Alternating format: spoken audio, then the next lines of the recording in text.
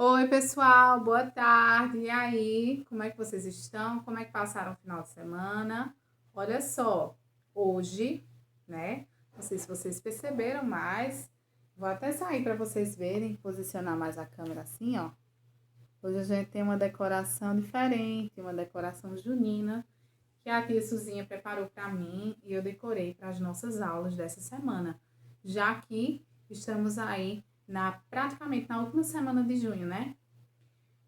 Confesso a vocês que é o mês que eu mais gosto, né? É o mês do meu aniversário, é o mês de comidas deliciosas, pamonha, canjica, adoro tudo isso, adoro comida típica. Obviamente, né, que nós não vamos poder comemorar assim, se aglomerando, o Pacto do Povo, não vai rolar. Então a gente vai comemorar em casa, sem fogueiras, porque fogueira é perigoso. Lembram aí da atividade que nós fizemos, tá? Das notícias que vocês encontraram, falando sobre os casos de queimaduras e outros casos aí com as fogueiras, tá bom? Então vamos todos se cuidar, evitar se aglomerar, curtir em família, tá certo? E é isso. Olha, hoje, segunda-feira, vocês sabem que é a aula de língua portuguesa. Então, o que é que eu vou fazer? Hoje a gente vai recapitular alguns aspectos estruturais do gênero notícia. Vamos também trabalhar a vírgula mais num aspecto só, tá? A vírgula para isolar termos explicativos e algumas palavras terminadas em agem, tá bom? Então, esse vai ser o nosso conteúdo de hoje, tá bom? Olha só. Para o gênero notícia, vocês abrem a página 34. Na página 34, eu tenho uma notícia sobre o carro voador, que é aquela... Ah, professora, mas é aquela mesma notícia que a gente já fez na aula passada? Não. É uma outra notícia falando da mesma coisa, mas talvez aí seja uma revista diferente, um autor diferente. Então, são duas perspectivas diferentes de um mesmo objeto de estudo, tá? Então, a gente primeiro vai recapitular alguns aspectos, tá bom? Que eu vi que vocês tiveram algumas dúvidas. Então, para relembrar, o gênero notícia é um gênero de cunho jornalístico, né? E divulga fatos, lembram? Fatos que interessam à sociedade de um modo geral. Então, lembra que eu disse lá que normalmente no primeiro parágrafo eu tenho o fato principal e nos parágrafos seguintes eu tenho os fatos secundários, né? Que são aqueles que não tem tanta relevância, mas precisa estar no corpo da notícia, que a gente também aprendeu o que é corpo da notícia, tá bom? Quanto à estrutura, a gente tem o título, né? Que vai ocupar o destaque da notícia, né? Vai estar lá em cima. Normalmente, pessoal, o título já vai resumir o que é que vem, o que é que a notícia vai revelar, tá? A gente tem a linha fina, que eu chamo de subtítulo, mas é chamada de linha fina, que vai complementar, certo? O título, tá? Então não tem pontuação nenhuma, normalmente é uma, duas frasezinhas, tá certo?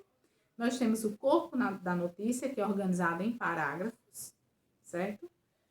Temos também a foto, né? Normalmente a notícia ela vem associada a uma foto, que vai também complementar aquela notícia, né? E nós temos a legenda. A legenda ela vai complementar a foto, então ela vai explicar o que é aquela foto, né? Vai complementar informações sobre aquela foto, tá bom? Então é isso. O que é que vocês vão fazer sobre esse gênero? Deixa eu colocar aqui. Na página 34, vocês têm a notícia 2. Vocês já leram a notícia 1, mas vocês vão precisar, talvez, fazer comparações entre a notícia 1 e a notícia 2 sobre o mesmo objeto, que é o carro voador. Então, ó, vocês vão precisar reler, né, a notícia, tá certo? Então, para quê, professora? Na página 36, tem um tópico que diz assim, informação do leitor. Ler diferentes notícias sobre o mesmo fato contribui para checar se as informações são verdadeiras e para formar uma opinião sobre o que foi dito. Olha que dica super importante.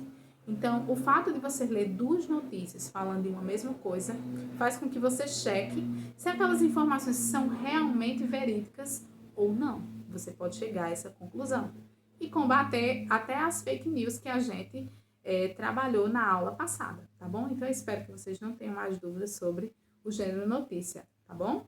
Então, vamos para pontuação. Vamos trabalhar um pouco, tá? Então, olha só, pessoal. A vírgula, como vocês sabem, é um sinal de pontuação que faz uma pequena pausa, tá certo? E a gente tem aí, deixa eu ver qual é a página.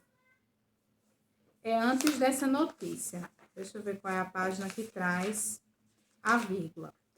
Lá na página 30. A vírgula, pessoal, para isolar termos explicativos, aí tem até um tópicozinho que diz assim: informações acessórias que explicam uma palavra anterior ficam isoladas do restante da frase por vírgulas, que podem ser substituídas por travessão. Então, quando eu quero isolar um termo explicativo referente a algo ou alguma coisa, eu vou utilizar vírgulas para isolar, tá bom? Então, vamos ver aqui um exemplo que eu trouxe. Lembrando, pessoal, que vocês não sabem, o livro também não traz essa informação, mas os termos explicativos isolados por vírgulas, ele vai ser chamado na língua portuguesa de aposto.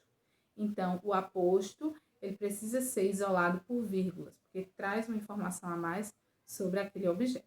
Então, vamos lá. São Paulo, a cidade da garoa, tem um trânsito caótico, né? Então, eu poderia dizer também, São Paulo, a cidade mais populosa do Brasil, tem um trânsito caótico. Então, veja, nesse caso eu coloquei a cidade da garoa. São Paulo, vírgula, a cidade da garoa, vírgula, tem um trânsito caótico. Então, a cidade da garoa vai ser o meu aposto, vai ser um termo explicativo relacionado à cidade de São Paulo. Vejam só, se eu tiro esse aposto, eu digo São Paulo tem um trânsito caótico. Então, vendo que o aposto é justamente uma explicação a mais daquela cidade, nesse caso de São Paulo. Então, gente, os apostos, ou seja, os termos explicativos, eles precisam vir isolados de vírgula, ó, antes e depois, tá? Então, eu isolei aqui com vírgula essa informação a mais, essa explicação sobre a cidade de São Paulo, ok? Espero que vocês tenham entendido. Portanto, vocês vão responder sobre esse assunto a página 30 e 31. Tem até um exemplo aí embaixo, que é até importante ler, que diz assim: o veículo, chamado Transition, que é da notícia, tem capacidade para 2 passageiros. Então, se eu digo assim, o veículo tem capacidade para 2 passageiros. Que veículo? Aí, chamado Transition. Então, eu estou dando uma explicação de que veículo é aquele. Então, essa explicação, esse aposto, vai vir separado por vírgula, ok? Então, vamos lá. Vamos para as palavras terminadas em agem. Bem interessante isso. Deixa eu ver se eu consigo. Página 32. Então, pessoal, na página 32 do livro de vocês, abram aí para acompanhar junto com a tia, vocês vão ter a terminação agem. A terminação agem, gente, normalmente, nem todas as palavras, tá? Algumas palavras terminadas em agem, ela vai indicar ação ou ato. Por exemplo, eu coloquei aqui no quadro, deixa eu ver aqui. Decolagem, aterrissagem. Decolagem é de decolar, né? Quando o avião vai decolar, quando o avião vai subir. Então, eu estou indicando o quê? Uma ação daquele avião. Aterrissagem, quando o avião ele vai aterrissar, ou seja, ele vai descer para a terra. Então, também é um ato ou uma ação do avião, tá certo? Aí eu trouxe outros exemplos. Coragem, massagem, que são atos, né? Atos de coragem. Massagear seria a ação de ser massageado, de massagear, tá certo? Aí eu trouxe 2 palavras que não entram nesse contexto de ação ou ato, mas que terminam em agem. Bagagem, margem, tem outras palavras que terminam em agem. Mas nesse caso, a gente está trabalhando a terminação agem como forma de indicar ação ou ato, tá certo? Tanto é, que o livro de vocês vai trazer aqui embaixo. Decolagem é ação de decolar, aterrissagem é ação de aterrissar, tá? E Na página seguinte, na página 33, tem uma informação super importante. A palavra viagem, pode ser escrita de duas maneiras diferentes, com G ou com J, tá? Então, ó, elas têm a mesma pronúncia. Não estão vendo, ó, viagem com G e viagem com J. Mas elas pertencem a classes gramaticais diferentes. Viagem com G vai ser um substantivo, certo? E viagem com J vai ser um verbo. Vamos ver nos exemplos? Olha só. Viagem com G. A viagem foi boa. Então, eu estou dizendo aí que a viagem que eu realizei foi muito boa, né? Então, eu tenho até no livro de vocês, ó. A palavra viagem com G, ela indicará uma ação. Então, eu viajei. Agora, se eu digo eu viajei, já é com J, né? Interessante. Agora, se eu digo a viagem foi boa, no presente, trazendo aí a palavra viagem como substantivo, ela vai ser escrita com G. Já a palavra viagem com J é verbo e corresponde à terceira pessoa do plural, tá? Lembra que a gente trabalhou as pessoas do discurso? Então, viagem com G vai corresponder à terceira pessoa do plural. Então, você diz assim, tomara que eles viajem muito. Tá vendo que eles está indicando aí a terceira pessoa? Eles viajem muito, tá? Então, eu tenho o pronome pessoal eles, que indica a pessoa do discurso. E viagem aí, ó, que tá na terceira pessoa. O verbo viajar está aí na terceira pessoa. Só que nesse caso, ele vai ser verbo e não substantivo, tá certo? Então, lembrando que... E, pessoal, a palavra viajar, salvo engano, é escrita com J, viajar, que é um verbo. Agora, viagem, quando eu digo a viagem foi boa, vai ser um substantivo, tá certo? Porque vai indicar o quê? Uma ação. E quando eu indicar a terceira pessoa do plural, eu vou ter um verbo, tá certo? Aí vocês, se tiverem dúvidas quanto a isso, é só me perguntar aqui no privado. Pessoal, espero que vocês tenham gostado, né? Foi uma recapitulação do gênero que nós trabalhamos anteriormente. Vocês vão precisar para fazer a comparação das notícias.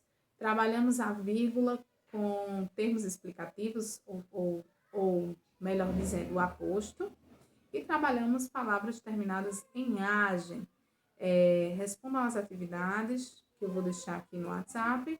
E, como sempre, eu vou tirando as dúvidas no privado. Um beijo. Até amanhã, pessoal. Tchau.